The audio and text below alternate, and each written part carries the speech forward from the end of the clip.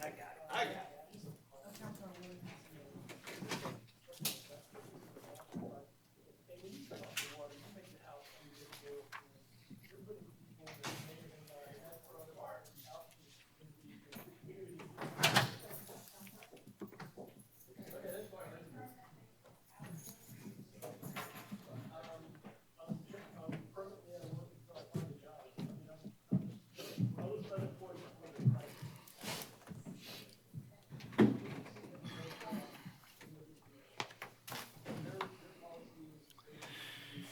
All right.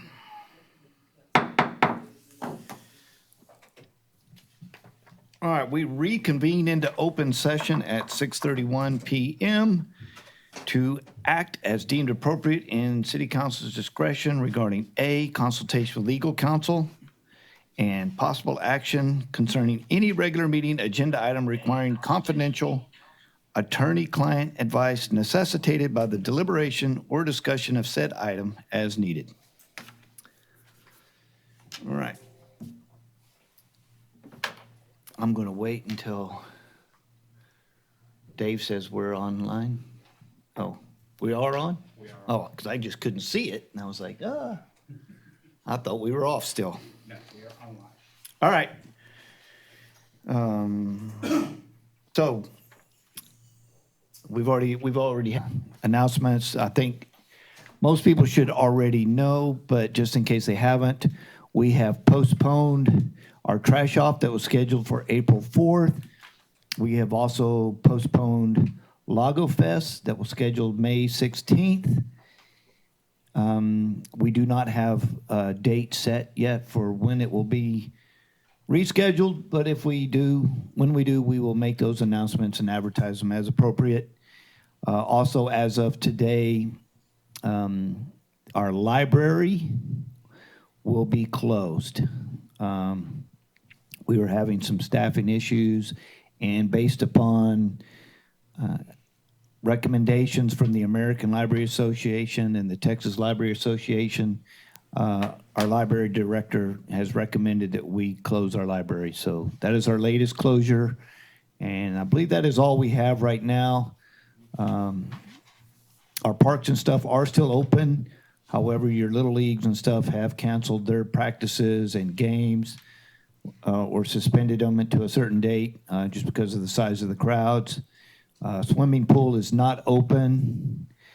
It's not scheduled to be open just yet, and when it gets to that time, we will, if it were still under these orders, we will continue to keep it closed. Yeah. POA still got their parks open. Travis County still has Arkansas Bend open. If you go west, some of the smaller LCRA parks are closed, but Arkansas Bend is still open. And I think that's all I have right now. I do have one person that has signed up to speak. Mr. Boney, you are recognized at this time.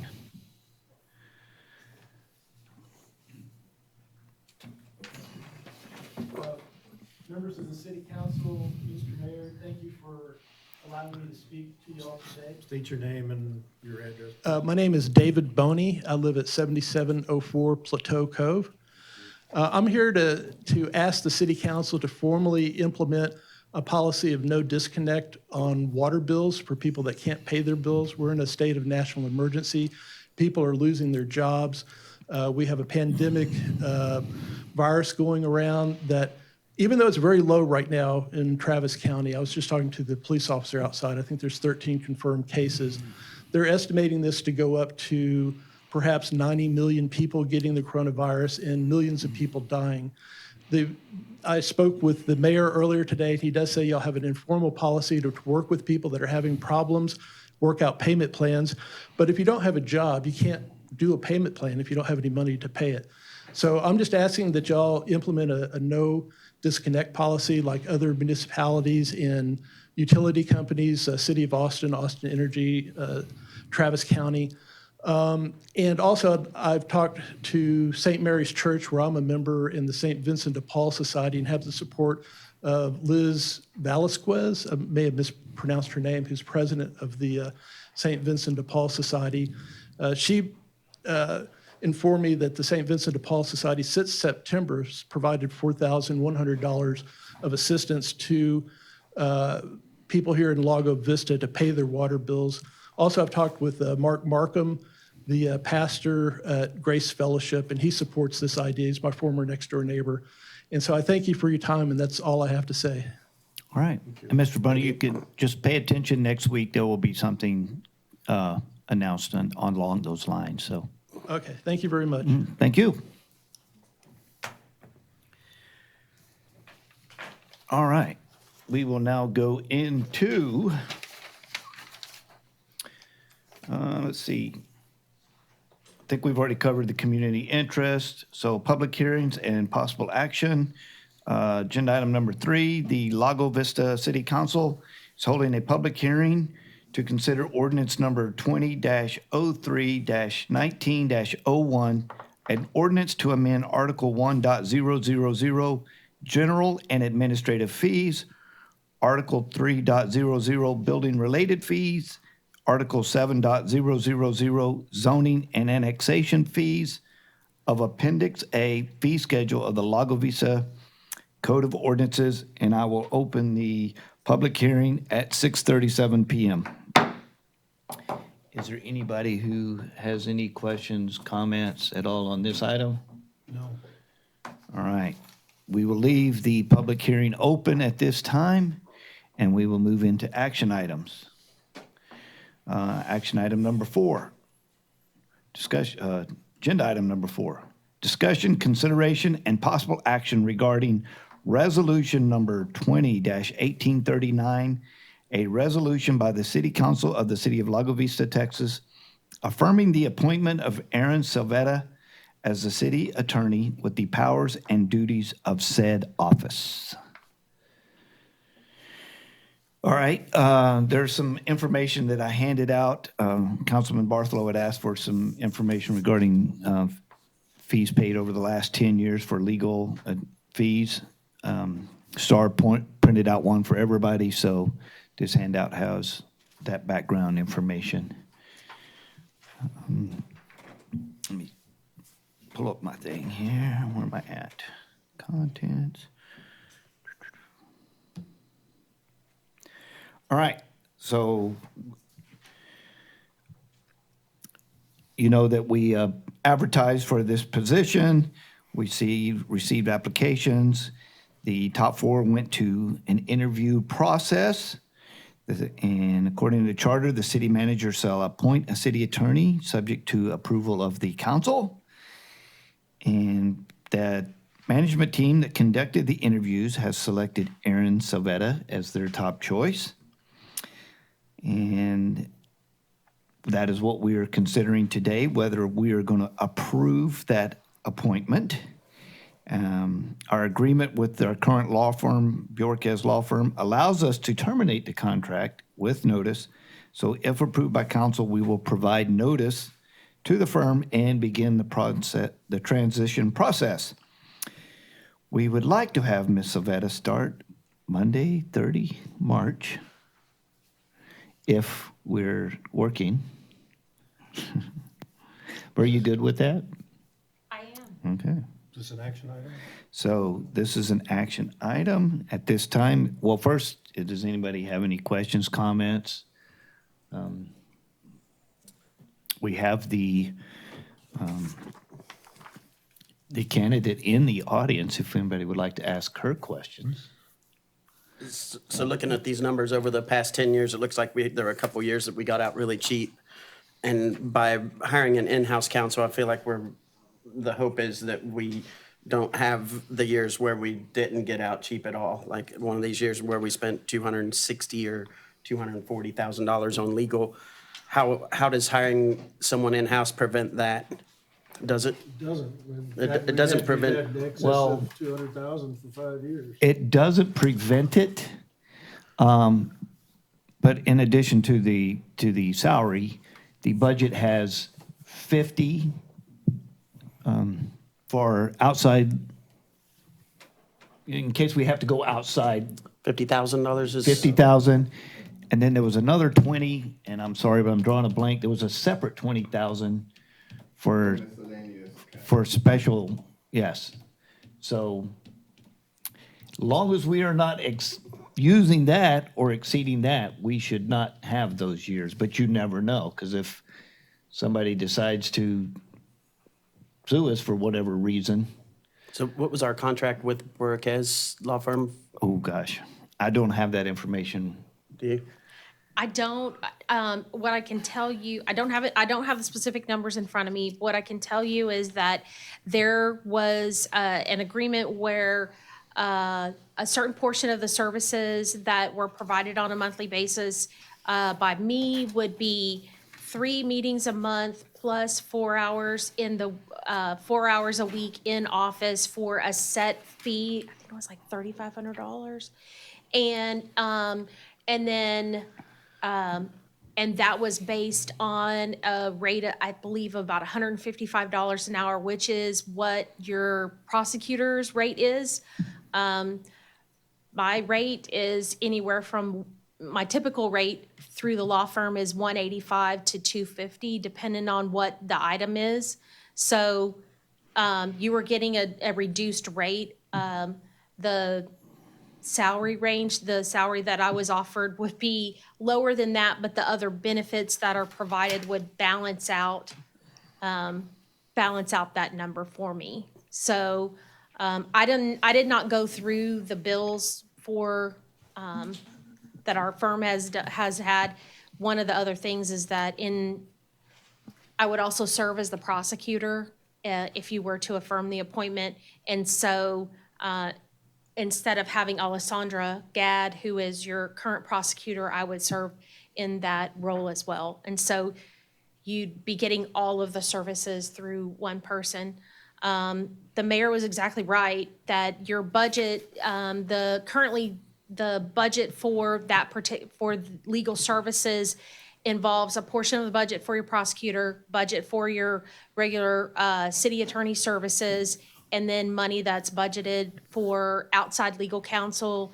If you, for example, if you're sued, some of that, depending on what the basis of the suit is, those services may or may not be covered by your TML, intergovernmental risk pool, your insurance. They don't cover things for like contract suits, things like that. So you may have to have, we might have to bring outside counsel in for that. And so that's what that portion of the budget is. So you feel like our budget will include Aaron's salary plus that $50,000 for outside legal still? That's the way we're Yes. gonna handle it? Plus the 20,000 for Yeah, the other things that come into play. I'm going to keep my fingers crossed that we don't need that 50,000, but Right. Yeah. again, you never know. Especially in the situation we're in right now with this coronavirus and stuff, who knows of what may come down the line. Right. The Burkhead's law firm contract, we don't know, Sandra might know, is there a minimum that we end up paying them every year? Even if we have a really easy year? No. It's just hourly? It's, you had that set, Josh had negotiated that set amount of time, the meetings and the hour, I'm gonna call them office hours. Mm-hmm. But then anything above that, or outside of that time, Was and I that your believe it was rate? 20 hours, it came with 20 hours of time. But anything above that would have been at the hourly rate, for as much or as little as you use. And so I believe y'all were getting billed at 170 previously, and then I know that the rates just went up. So I don't know if he adjusted Lago's rate for me. In theory, there could be a minimum. I mean, if we weren't going outside what we were contracted for Right. those, those 4 hours a week or whatever it was. If That we, would have been- if we weren't going outside of that at all, no phone calls, no emails, nothing outside the 4 hours, there would be we could have a meeting, minimum. But again, off the top of my head, I don't know what that number was. I think it's in the range of 3,500 was for that group of, Yeah. because I think it accounted for about 20 hours of time. That But I'd have to 3,500 do the a math. month or? A month, yes, Okay. yeah, yeah. Well, I think in light of current activity and expected future activity, we're gonna exceed that. This will definitely be a savings to the whole legal. If everything Isn't- runs smooth, yes. Isn't the fact that you will be the prosecutor a savings all in itself? Yes, that should help you see some savings as far as legal fees, because I know that those fees were in a separate budget pocket than the actual city attorney services. You know, frankly, in the conversations I've had with the city manager, one of the things that I foresee as being an added benefit to you that you haven't seen is some additional training. You guys are pretty well versed in your roles, but you often have changes on your commissions and committees, and helping those folks with training to understand the parliamentary process, their role in, like, for example, P&Z or Board of Adjustment, how they can function better. That's something that I anticipate that Josh will want me to do. We've had discussions in that way, and so you wouldn't be paying extra for that. You'll get that. Also, discussions about kind of setting you up with kind of some set contract terms and things, so it gets, we kind of get things not formulaic, but set with particular guidelines for each of the departments on their RFPs and all of those things, so it's not on a one-off basis. Your contractors, people who contract with the city or the outside folks, have a clear understanding of what the expectation is if you want to come do business in Lago. And it'll make that process go faster and will be easier for your staff. And then you will have an easier time kind of going through whatever contracts or issues come in front of you, because you'll know what the set expectation is, and then why, if there's a particular reason why we've deviated from that for a particular project, because there are special circumstances that might warrant doing something a little bit different from project to project. I'm just looking at these numbers that Star pulled up for us. It looks like we had a big jump in general admin. 2014 was a big year, but the previous years to that were all a low number. I'm just curious how that was. What's the difference when we're talking about the difference between, like, general admin was in 2015 was $9,750, and the next year it's $187,000. Roy, is Star out there? Roy, start out there. Do you need her? If she's available. Yeah, she's here. Let's see, 6, 7, 8. Okay. But you know, a lot of it looks like it was in the court course. Yeah. Star, I had a question about if you look at the general admin numbers on this sheet you gave us, it was, general admin was like $33,000, $23,000, 40, and then it jumped to 125, and then it went back down to 9750, and then went up to 187. Can you explain what happened in those years? Do you have a copy? What are you talking about, 2015 and 2016? Yeah. Is that what you're talking? Yeah. I can't without doing the research on it. Okay, good. I pull composite numbers for you when you ask for them. I appreciate that. It varies every year. I mean, we never know what's going to come down the pike and how many things need to be reviewed by legal to go to council, or, I mean, if it needs review, it gets reviewed. And some managers need more review than others. Melissa needed a lot more review during Kenneth's tenure here when he was the interim. He didn't need a lot of help. He was only staying the course, but as long as we are presenting to council things that regularly need to be looked at, then it requires legal. Well, thanks for doing this for us. I appreciate it. No problem. And if you need the research, but I mean, it's just, it's constant. I think I figured it out now. Okay. It's Do you, situational. do you by isn't it? chance have Is- the terms of the contract we have with Bjorkes at the moment? Do you have that available? I can, between Sandra and I, we can go get the contract, a copy of it. If you don't mind, we had some questions on that. Okay. Did you have a question for No, her? my question to her was, isn't this general administration figure just situational? I mean, how are you going to be able to look at those numbers and make any sense of what they are? It's all based on need. So Yeah. the needs change from year to year, so. Yeah, there's you'd no have way to have a full breakdown on everything, but I think Don was looking for maybe just a general explanation. Hey, why is I this think I one? got it. Why is this one 100,000 more than last year? You Yeah. know, It has a what lot to do with city manager, it sounds like, so.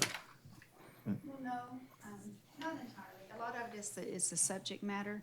I mean, we will have spent a lot more time in legal on the issues that we've been having lately with Brian Atlas, the development out there, because we reviewed and we reviewed and reviewed, and we just keep going back to the drawing board and having to bring it back to council over and over again. And every time we do that, a new contract's presented, a new PDD, a new whatever it is, we start all over again having to do the reviews. So it really, you can't even compare year to year because it really more is on a day-by-day basis. Now, we're dealing with the virus. And so how much is that gonna require in legal? We will definitely have to go to legal with a lot of things about it. But you know, somewhere in there you had the Atmos stuff, you had the school, Lago Vista school district stuff. So there, you know, there was a lot of stuff like that going on during 2016 and 2017. My point in asking about whether or not that figure's situational, the one that we're concerned with being the larger number, being situational, it's something that's fluid and it would change from year to year. But since if we have a city attorney that's there constantly, there's only so much she's going to be able to charge us on an annual basis, regardless of what the situation is and the amount of work that goes into it. Isn't that right? And there's a lot of things we don't send to legal because we are trying to be so conscious with the budget. Like right now, I did go to her this week with some issues I was having with utility billing. But on a normal basis, I wouldn't if there was any way to not, because it's gonna be billed hourly, it's gonna be, you know, there's all that's gonna keep adding up. So we try to be conscious of that and only use it for what we need it to. As we're paying by hour, it'll be awfully convenient on staff to have somebody that you can go to any point. And not wait 2-3 days for an email or a turnaround or a different review. You have a live person just to talk to for a few minutes. I think that's huge, having the city attorney in-house where you can just walk down the hall and speak to that person rather than go through all Budgeted the. item, correct? I'm sorry? Your salary's a budgeted item? It will be. At this point, it's not, but we were covered with a contractual agreement for the year. That's how we budgeted all the attorney fees because we didn't put in an attorney budget, but we would turn around and do a budget amendment to reverse those. So we'll know what it's going to be. And if you've got Sandra digging for that stuff, I don't need to, I don't have any more questions with that. I just wanted, for you guys' information, I talked to Star this afternoon and she indicated to me that she thought it was a really good idea for our overall budget to have in-house legal. So I just wanted to make sure and ask a few questions She so I is can looking answer for- questions to she- citizens. Okay, but she is looking for the contract now. Y'all I don't know. don't need the contract? Okay. Okay. I'll go switch again. Sorry. Get her so we can- Sandra, you can cease and desist. Aaron, the contract that you're signing, if we hire you, it's an annual contract, or is it a contract at all? It's not a contract. I'd be an employee of the city. You're an at-will employee? That's right. That's right. That's huge. Yeah, taking a big risk on us. It's Yes, a little I town. Yes. Can we make a motion? I can see it, I can read it on your Do we need a secretary? I make a motion that we approve resolution number 20-18-39. I'll second that. Williams, Yes. would you mind saying that into the microphone, please? Oh, and Mr. Collins, I've got a message that you need to speak into your microphone as well. Testing. You can't do this low by the council meeting. You gotta get on here.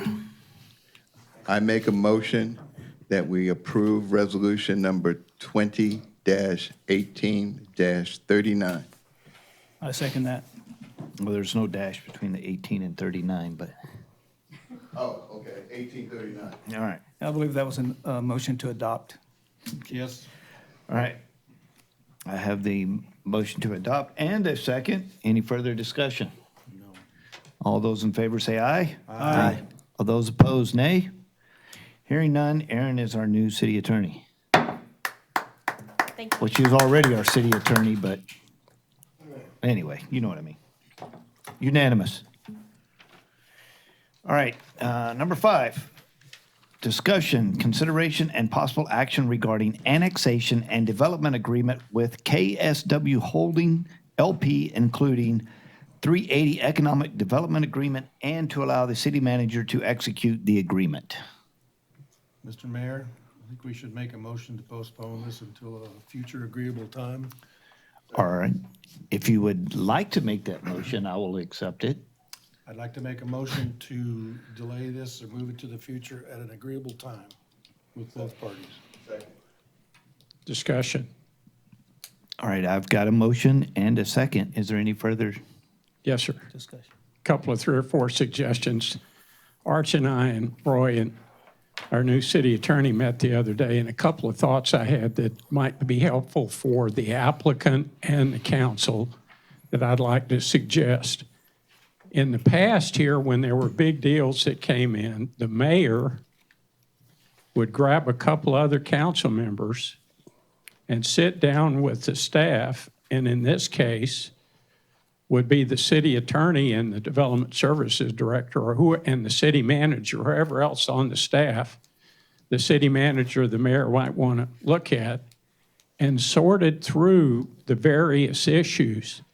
In this case, I think one of the bigger, if not the biggest issue, is 800% for 8 years.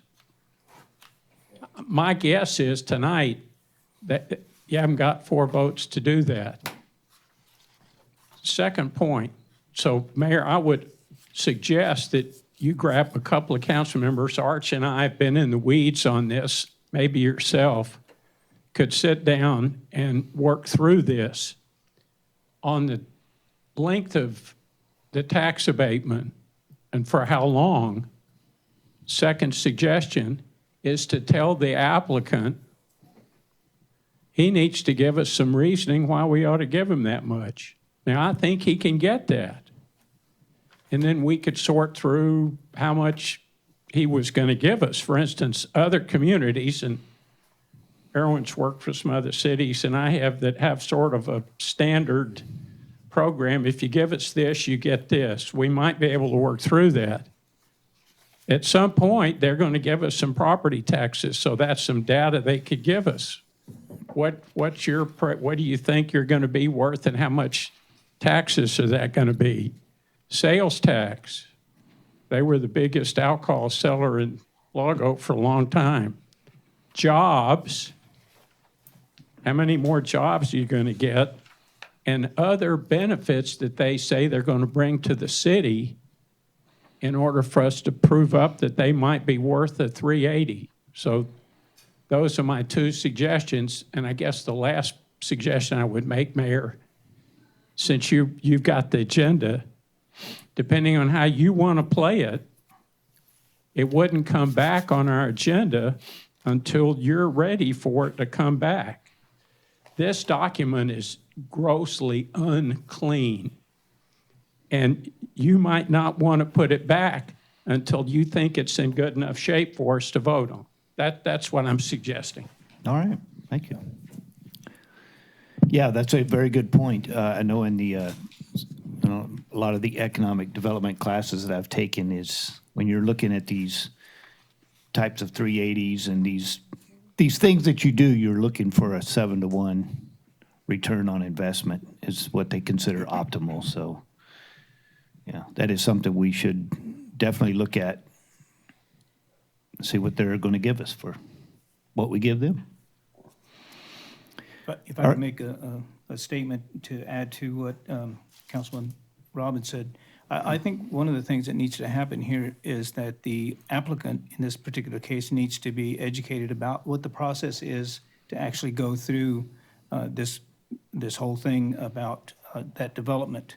There are certain things that are required to be done in a particular order, and I'm not too sure that he really understands what that order is and what we expect. All right. We'll get with him on that as well. Okay? One other thing I think I would like to see is when it does appear on our agenda that the applicant shows up and is part of the discussion so we can talk with him. You know, similar to what we do in P and Z. If you don't show up at P and Z, we just postpone you. Right. So I'd like to see that too.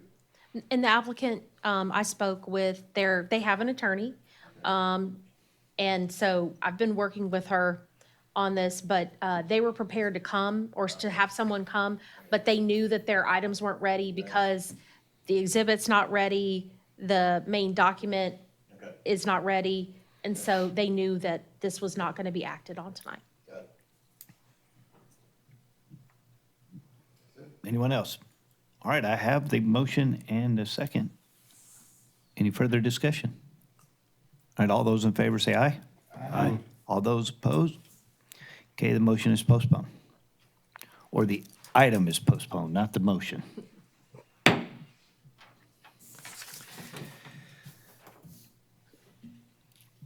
All right, number 6, discussion, consideration, and possible action regarding annexation and development agreement with Austin JSB Limited for approximately 5.902 acres of land in Travis County, Texas, located within the ETJ of the city at 5619 Lakeshore Boulevard, and to authorize the city manager to take actions accordingly. Let's see, let me bring this up real quick.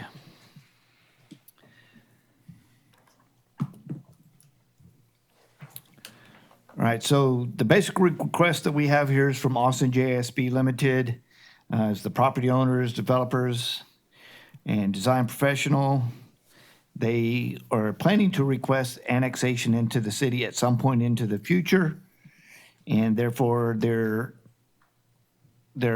looking at this development services agreement because they would like to build their condos to our specifications, even though they are not currently in city limits, because they are going to be coming to us probably at some point and asking for that. So, you know, they're going to be looking for water and wastewater services to their resort and some of that stuff. So they're opting to build at our standards. There is, as shown here, there is a gap in our sewer line that the city has agreed to correct to make sure that when they do get ready to request annexation, that everything will be in place. And I have Roy here in the hallway if anybody has any questions for Roy regarding this development agreement. This is one of the cleanest ones I've seen. They have the concept plan, they have everything. Yeah, they have everything. Really nice. Let me see. And you all been working on this a while. We have. I've been working, they have an experienced land use attorney that I've been working with, as well as Roy worked on it before I even came into the scene. And the two gentlemen who own the property that are developing it, one of them's some semi-famous architect, and so they are at the point where they're basically ready to turn dirt. They just want to get this in place so that they know what's coming, and you'll see a PDD come before you. They'll go through P&Z and through you. They're going to start the process for annexation so that they can get city services to the property, and they're ready to go.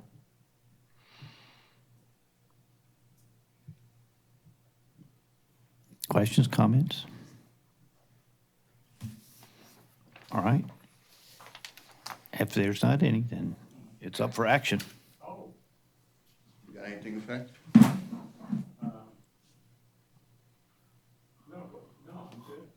Thank you. You got a point to make? Yeah, but after you make your motion. Oh. I make a motion that we approve the Lake Shore project.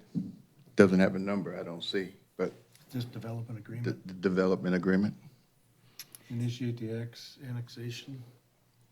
annexation at the time that Roy specifies when he's going to publish it in the paper, And to authorize the city manager and to, to authorize the city Take action. manager to take the appropriate action. I'll second that. all right, I have the motion and a second. Discussion, further discussion. As most of y'all know, I've been in the weeds on a bunch of this stuff, and I got in the weeds on this one. The last DA, I had only 24 questions. This is neat. This is question that's rhetorical, which is something we ought to look into other, if you want to annex and come in and you're going to get zoned. What happens if we approve the development agreement and then later they go through the zone, they make application for the zoning and things go south and P&C recommends denial, or we get 20% rule, something happens, and the council can't approve the zoning? What happens then? They have the opportunity to have the property disannexed. One of their biggest concerns was being able to have city services, and that was really kind of the major point of discussion with their attorney, is that if you want the city services, all of the city services, then you need to be part of the city. And they've made that commitment, but do have that kind of out clause that would allow them to disannex. We did discuss that if they are put in a position where they feel like they're forced to disannex, that we could still have a discussion about providing water or sewer services to them, but it would be in the form of either a wholesale agreement or services as an outside city customer, which the rates would not be the same. So they felt that was fair, and they've asked for nothing else from the city other than to ensure that the gap that's there on the sewer line is completed so that they can receive service when they're ready to move.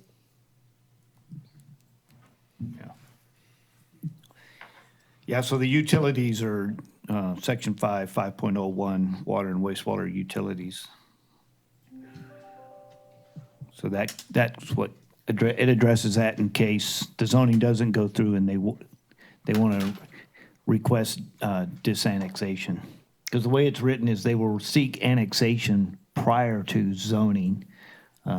Yes. But they're looking, this development agreement is so that they develop their property to the most appropriate zoning, so it should all flow perfectly. Will get annexed, and then they will get their PDD will, based off the resort commercial is the baseline they're using to go forward, but adjust it with the PDD. That's right. Anybody else? This may be a good model for a lot of people that look forward to doing development agreements with the city of Lago Vista.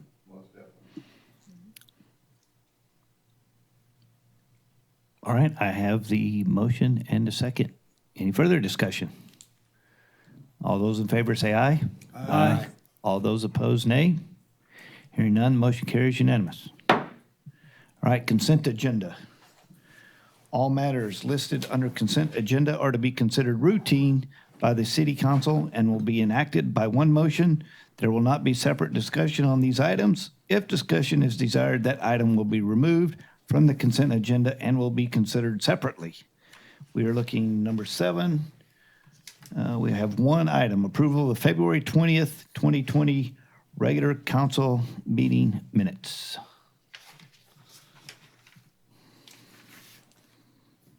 Looking for a motion? Or discussion. Any discussion? Comments? Mayor, I move that we approve the consent agenda. I second. All right, I have a motion and a second. Any further discussion? All those in favor say aye. Aye. All those opposed? Hearing none, consent agenda is approved. All right, discussion item, liaison reports. I don't believe we have any reason to go through any liaison reports at this time. Future meetings. Consider our schedule and items for future council meetings. At this time, based on our situation, my recommendation is that we cancel the April 2nd council meeting, and we take steps between myself and staff, Aaron, to work out how we should hold council meetings, because we don't know if we'll be back to open meetings with everybody by April 16th or not. Everything that's written is kind of put out till May 1st. So I think we need to sit down and get a very good handle on how we want to hold our meetings, and then start looking at the agenda items between our staff, between Roy and Josh and Aaron, and see what we need. Keep our agenda to bare minimum, because it's going to be very difficult on the public. We can all sit in here, less than 9 people, and we're still good. But the public is one that's really put out, because they're going to have to watch online. We're probably going to have something set up so that they can type in or text in questions. We're going to have somebody that's monitoring that. It's possible with the way we're set up, maybe if we have small groups, less than 9 out there, maybe another group back here, if we have to, but it could get crazy if we put too much on our agenda and it's really not necessary. So when we do figure out what we want on the agenda, then we make sure we post it in plenty of time. I'm thinking at least 2 weeks. So if we can have an agenda ready by, say, the April 2nd timeframe, we put it out there, and then the citizens can send it, they can email and write questions, have everything set up prior to the April 16th. Yes, or or May 1st, whenever we decide. So that is my recommendation. That does take a motion, though, does it not? If you're going to cancel To the next cancel. meeting, it'd be best to have it on the record All right. if you're going to officially cancel it today. Do we need to say anything about any future meeting, or just to cancel that one? At this point, it's not necessary to make any statements about future meetings. Certainly this is a fluid event and an issue, and we don't know if it's going to get better in a short period of time or significantly worse. Hopefully, there won't be many Lago Vista citizens that'll be impacted by it. But I anticipate that, there will be some. And that was going to be my next question. If for some reason we decide not to hold the April 16th, do we have to call a special called meeting to make that motion and cancel the April 16th meeting? No. No, you just have to call it, Mayor. Okay, We just have to provide notice. okay. That's a question under the emergency stuff. I think generally the mayor can do what he wants, That's right. period. Under the emergency, you've already. I just want, I've got Right. the, So, I just wanted to make sure, though. if you want to call a special called meeting, then that would still require the 72 hours notice. If the need arises to hold an emergency meeting to address an imminent threat or issue, that the rules have changed on that. You only need 1 hour notice. You still have to notify the media of it. You can do it telephonically if you need to, if that situation arises. It doesn't appear that that's the issue yet. But if that does come to fruition, you have that as an option. The governor has suspended several of the public participation-related Open Meetings Act rules and requirements, and does allow for teleconference or video conferencing for council meetings. There are some provisions that are still in play, and you still have to allow the public to participate. And so that's something that we could work out when you decide what is the most appropriate time to have the next meeting. And we can, there are some specific notice requirements that are included if you choose to do a video conference style meeting. And in that you'd need to provide information and instructions to the public on how they participate. So there would be the option to close the doors and allow them to participate only electronically. They would need to be able to hear everything and see the folks who are participating from the council. If you do video conference, if that's not technically, if we're not technically capable of doing it, it can be audio, but they do need to have two-way communication. The council members need to have two-way communication. So we have lots of options. It's a good thing it's 2020. The video conferencing solutions and coupled with Facebook Live really provide for options that are cost-effective for a lot of cities. And I think, we may be able to do that if we need to do it. Otherwise, we can continue to hold meetings exactly as we have this evening. Right. So I'll make a motion. If you would like. I'd like to make a motion that we cancel the April 2nd meeting. I'll second that. All right, I have a motion and a second. Any further discussion? All those in favor say aye. Aye. Aye. All those opposed? All right, meeting is canceled.